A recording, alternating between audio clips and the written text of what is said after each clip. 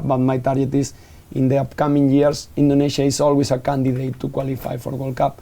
Looking ahead, what are the short-term and long-term target with the futsal national team?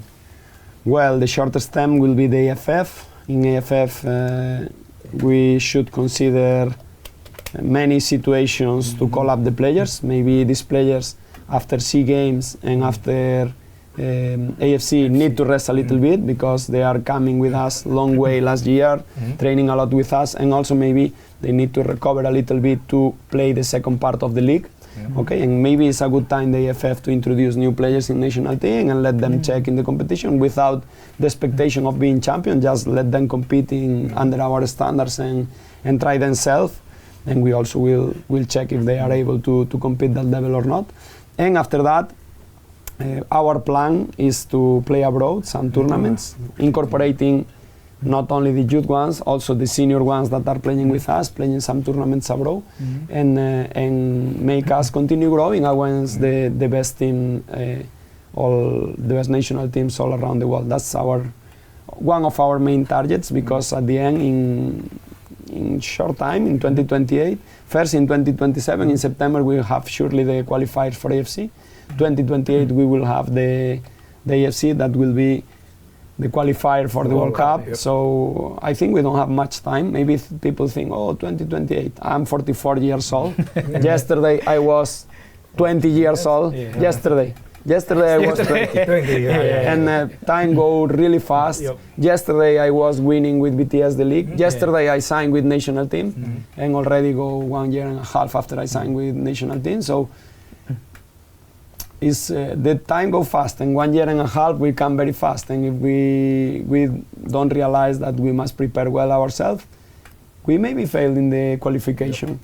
So it can happen. It can happen. We have an extraordinary coach in here before me, that is Hector Souto. He's really good coach, and he didn't succeed in qualifier. It can happen with me as well. So what we should do, we must prepare ourselves the best we can, and when we arrive there, we must be sure we have chance to qualify. So that's our job. Convince the player they must improve themselves, convince the clubs that is not enough yet, is not enough. We are really far from the standards of the world, and we are trying to bring here the best people to help them, and we are trying to find the best strategies to help them, and we are trying to have the best ecosystem we have. You said to me that my target is to qualify for the World Cup, and I'm sorry, but you are wrong. You are wrong. My target is not qualify for the World Cup. My target is to give a legacy for all Indonesian futsal, and the legacy is not about the national team. The legacy is about to have youth competitions with year schedule, good ecosystem in the league, because at the end my target is, of course I would like for myself and for the team and for the player we have to qualify for World Cup, but my target is in the upcoming years, Indonesia is always a candidate to qualify for World Cup. Not only someone that is trying, someone that in reality they can qualify for World Cup. So we must invest in future, we must invest in the legacy we bring. We give to the coaches the legacy we give to the youth players, making them maybe going abroad, the coaches and the players, making the managers also go abroad to check how another competitions are working.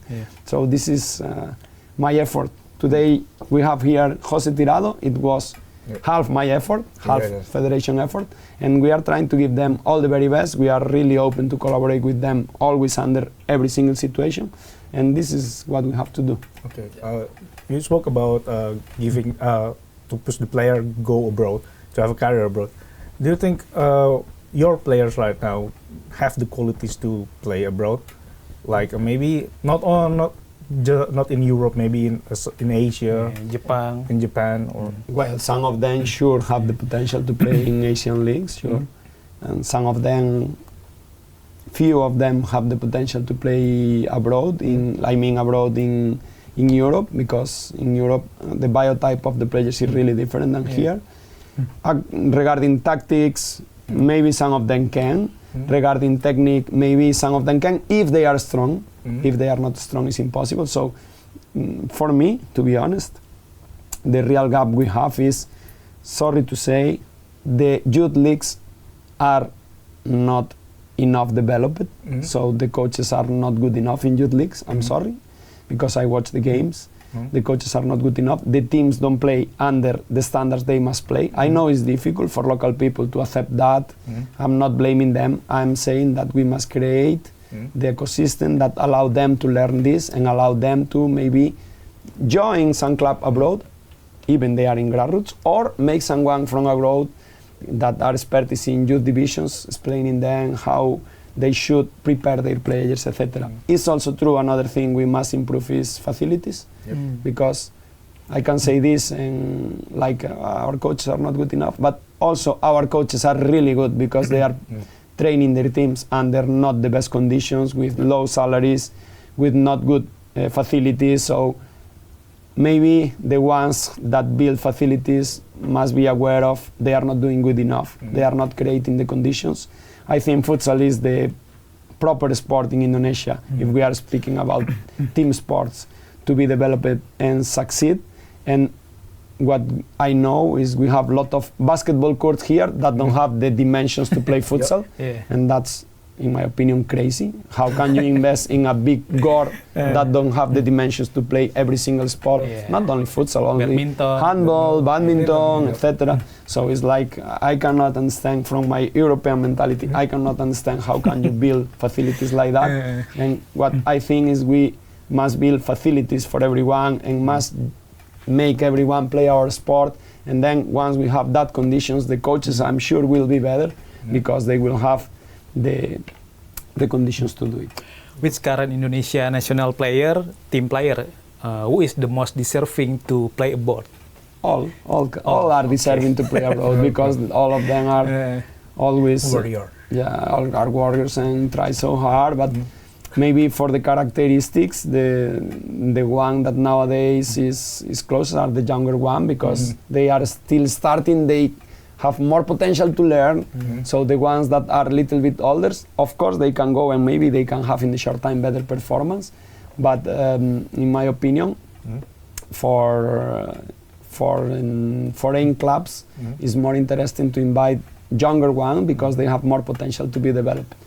With this, I don't say that for the foreign clubs must be focusing the younger one, because we have excellent players between 27 and 30 years old that can join any club.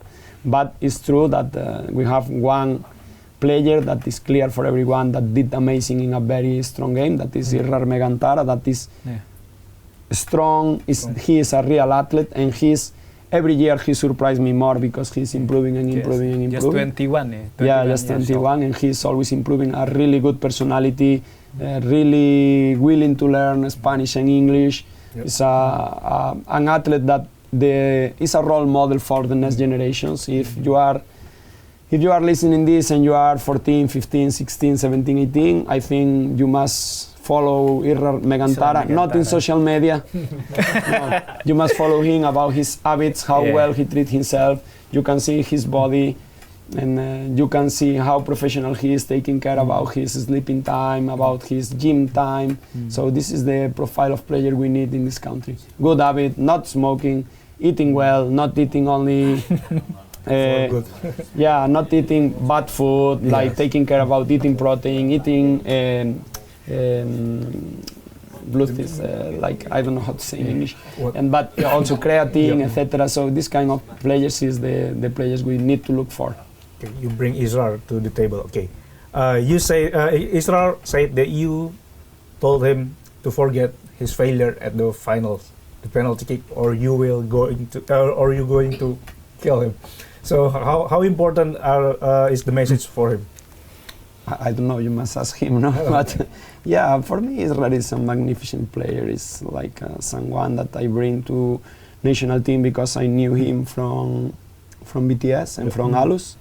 It's curious, but my first game in Indonesia, Irrar played 1 minute and I automatically say, Mr. Dimas, my president in BTS, I want this player next season because I saw huge potential in an 18 years old player.